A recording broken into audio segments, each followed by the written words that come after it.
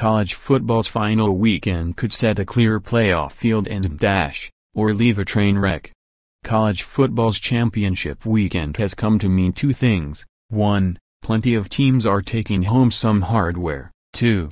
The long, winding road to the playoff is finally at its conclusion.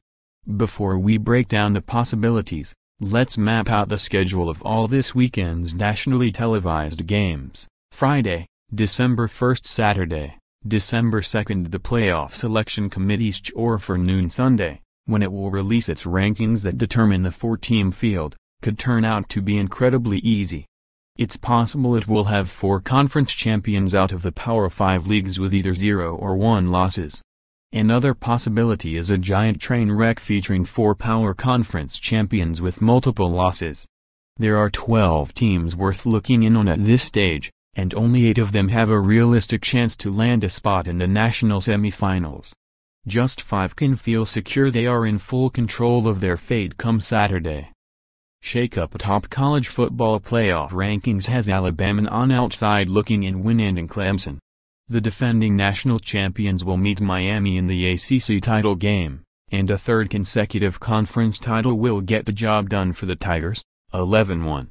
While its mid-October loss to Syracuse only looks more puzzling in retrospect, even while factoring quarterback Kelly Bryant's injury limitations, Clemson would own victories over Auburn, Miami, NC State and Virginia Tech, plus secondary triumphs over the likes of Louisville and South Carolina, if it prevails Saturday.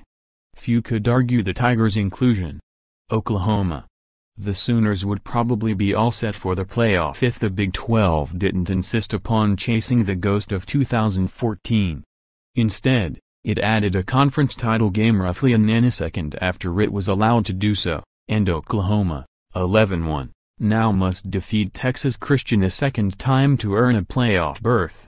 A victory gives the Sooners a win at Ohio State, 2 defeats of TCU and a rivalry triumph over Oklahoma State. A lousy second half against Iowa State won't be enough to keep them out of the playoff at 12-1. Wisconsin. An undefeated Power Conference champion isn't going to get left out, no matter how crummy its division, Big Ten West, or how underwhelming its non-conference schedule. Better than expected Florida Atlantic, plus Brigham Young and Utah State. If the Badgers beat Ohio State to get to 13-0, they'll be playing on New Year's Day in the semifinals. Auburn-Georgia winner. If Georgia avenges its 40-17 loss on November 11 to the Tigers, it would be 12-1 with a victory at Notre Dame and a split with Auburn.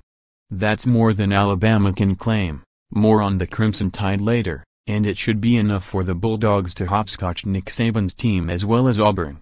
If Auburn claims its first SEC title since 2013, it will be 11-2 but with 2 victories over Georgia and 1 over Alabama in the last 3 weeks.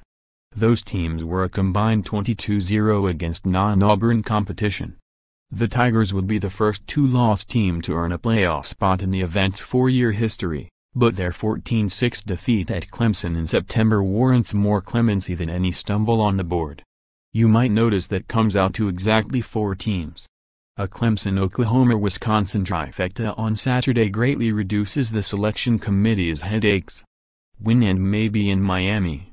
The committee has the Hurricanes, 10-1, pegged at number 7, but they would presumably leapfrog Clemson with an ACC title game victory. But would they vault Alabama?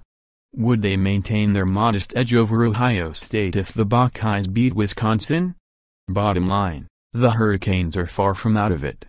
But the chances for Mark Crick's team have been hurt by the limitations of the ACC Coastal beyond Virginia Tech, Notre Dame's loss to Stanford, and, you'll read this again later, a victory over Florida State that failed to retain much value beyond bragging rights.